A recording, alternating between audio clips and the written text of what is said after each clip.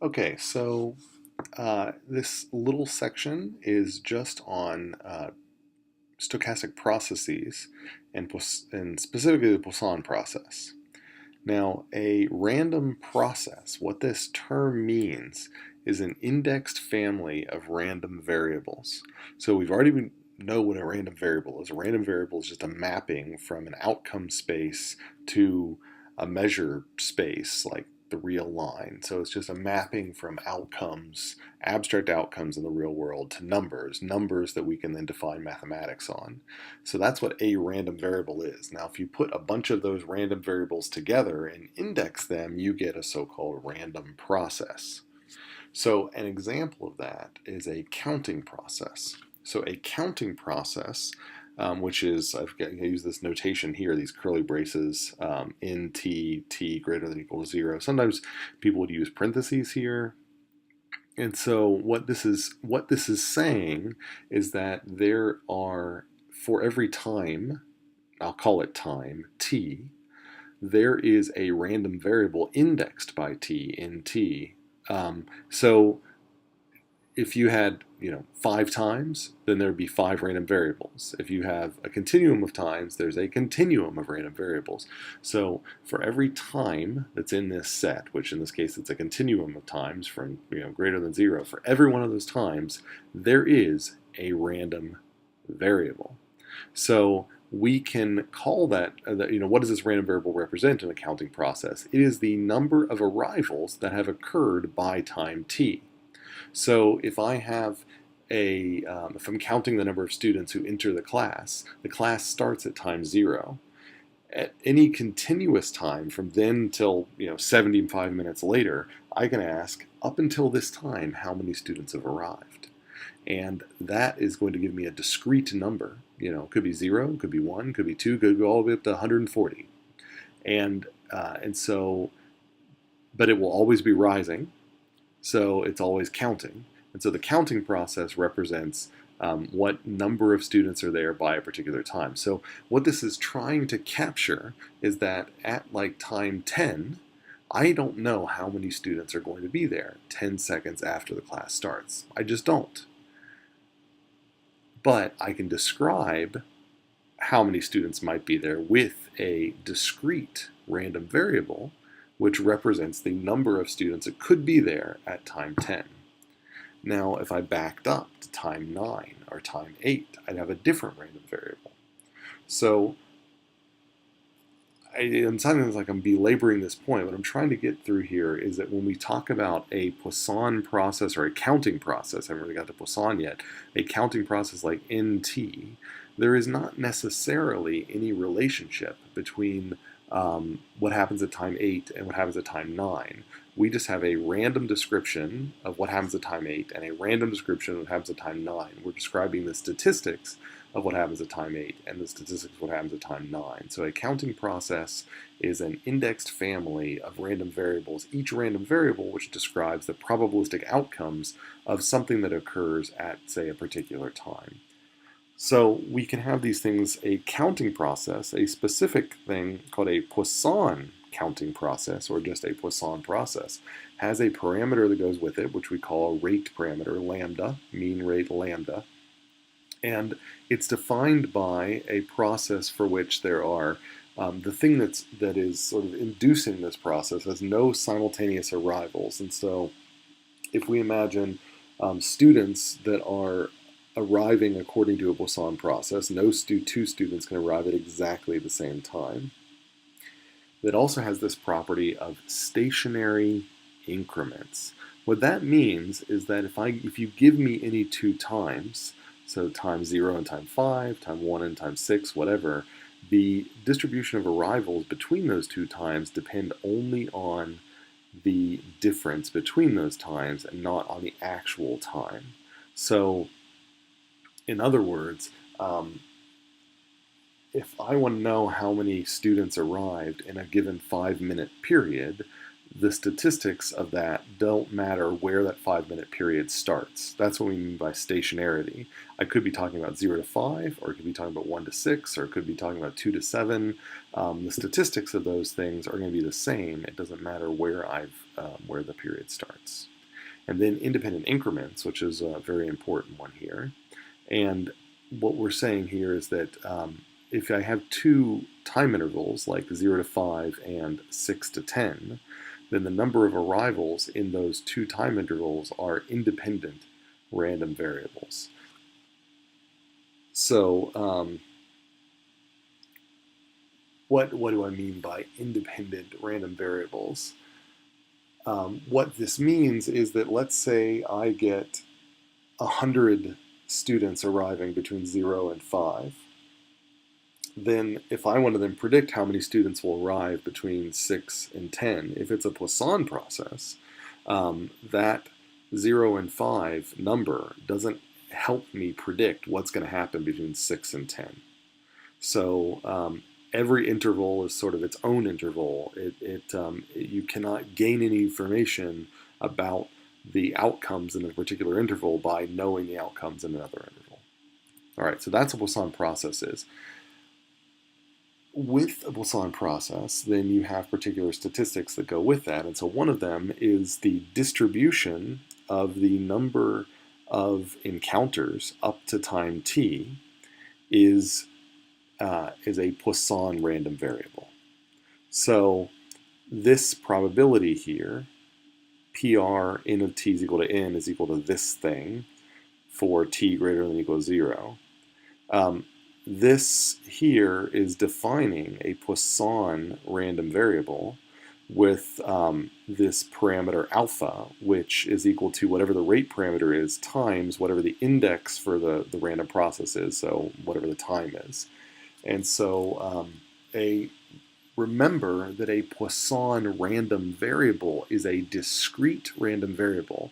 It can only take outcomes in integer values, 0, 1, 2, etc., even though a Poisson random process is an indexed family of random variables. So that's what we call it a Poisson process, is because at every t time we get a different Poisson random variable, but you, for reasons we'll see in a second, are going to mentally associate the exponential distribution with the Poisson process. And in your head, the exponential distribution that gets associated with the Poisson process will then suddenly somehow become the Poisson distribution, or the Poisson random variable. But remember, a Poisson random variable or a Poisson distribution, those are discrete. Exponential is continuous. Exponential matters, so just keep all these distinctions in mind. Poisson process is different than Poisson random variable. The Poisson process is a collection of random variables that are Poisson distributed with this rate parameter, or with this parameter alpha, which is just the rate parameter times the time, which is the index of the particular Poisson random variable. So what does this mean? What this means is that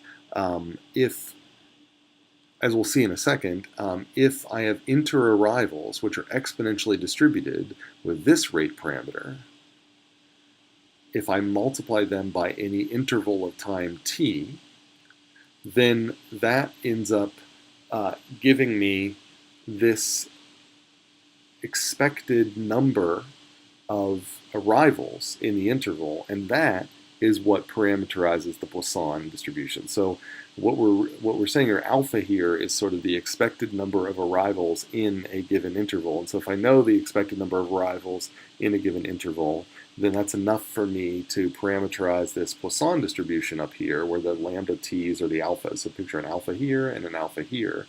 Then I now have enough to sort of say, okay, so I have a Poisson distribution, which will tell me that if I know my mean is this many arrivals in the interval, then I know the spread of how many arrivals, could arrive. I could get a lot more, I could get a lot less, and so on. Okay. Now here's where the exponential comes into play. So the question is, if I have two arrival times, TA and TB, of two sequential events that happen after each other, then these arrival events. So this is, what I mean by this is when someone's arrived and that's caused the counter to go up. And this is when someone else has arrived and caused the counter to go up. If I then look at what's the probability, what is what is the cumulative distribution of the inter-arrival times, I end up getting a cumulative distribution for an exponential.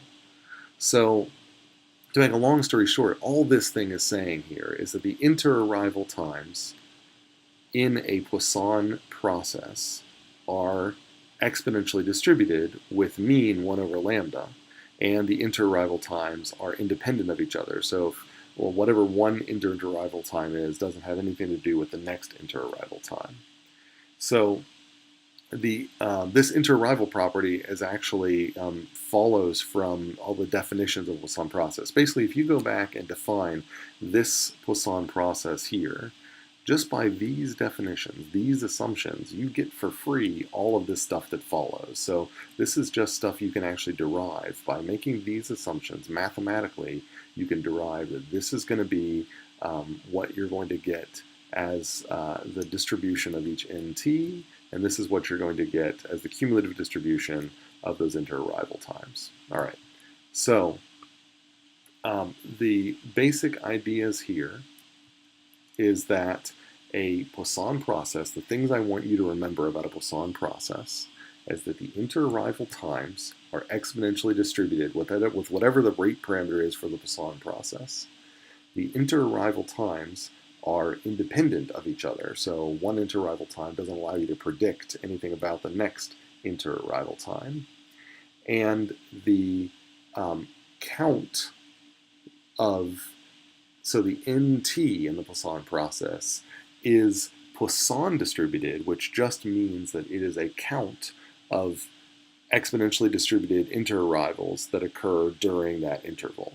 So if I have inter-arrivals occurring, so I've got, I have one inter-arrival occurs in one interval, and then another inter-arrival, and then another inter-arrival, and if I put all those in one big interval, I can say how many arrivals did I get, and that is described by the Poisson random variable. The Poisson random variable is a discrete random variable. This is a discrete, notice this is a PMF here, and this is a continuous. And so the continuous random variable describes the time between events, between arrivals, and the discrete random variable describes how many arrivals.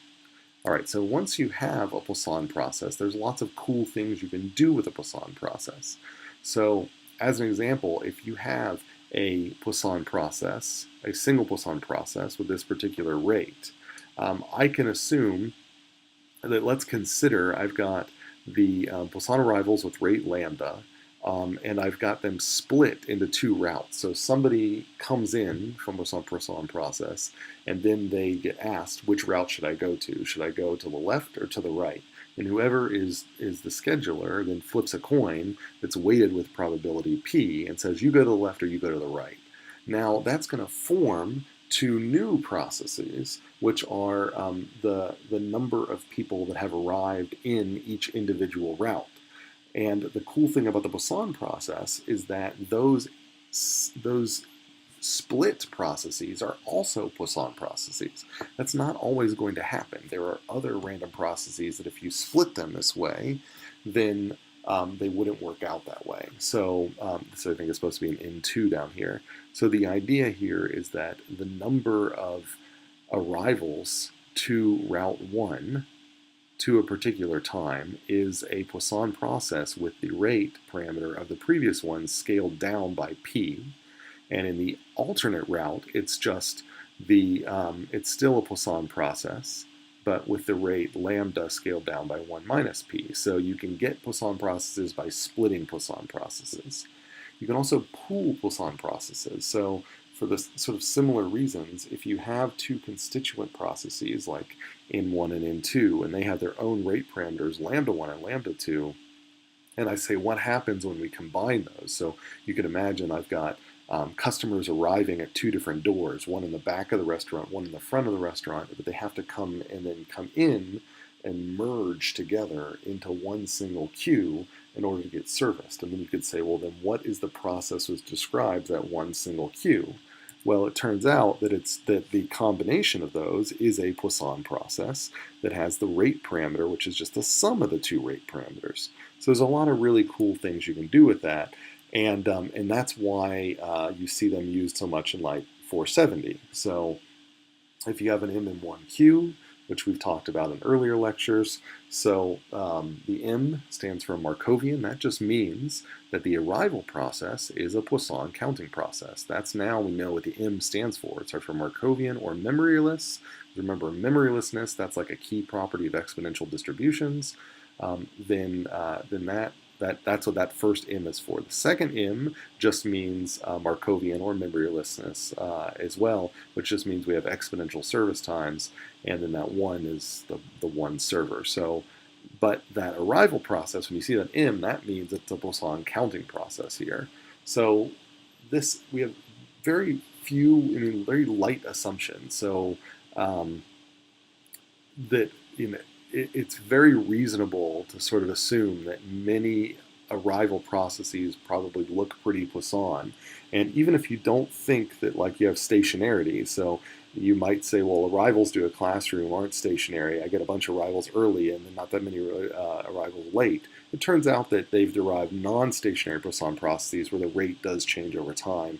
And they can actually be transformed into stationary Poisson processes with a little bit of mathematical tricks. And so it's still a very powerful framework. And then you can end up constructing networks of queues, and those networks of queues are going to sort of be driven by these splitting and pooling properties. So individuals come in, they get split up into multiple multiple areas where they might get handled, and then they get pooled back together. And so all those splitting and pooling properties means that if you start as a Poisson process, you can end up ending as a Poisson process, and you kind of know how everything's going to end up getting distributed. So if you're interested in all of that, we're going to skip over Chapter 6 because it's more kind of like 470 sort of material, but you can skim through Chapter 6 of your lecture, and it'll discuss how you can take these probabilistic stochastic process models and build them into sophisticated models of queuing networks.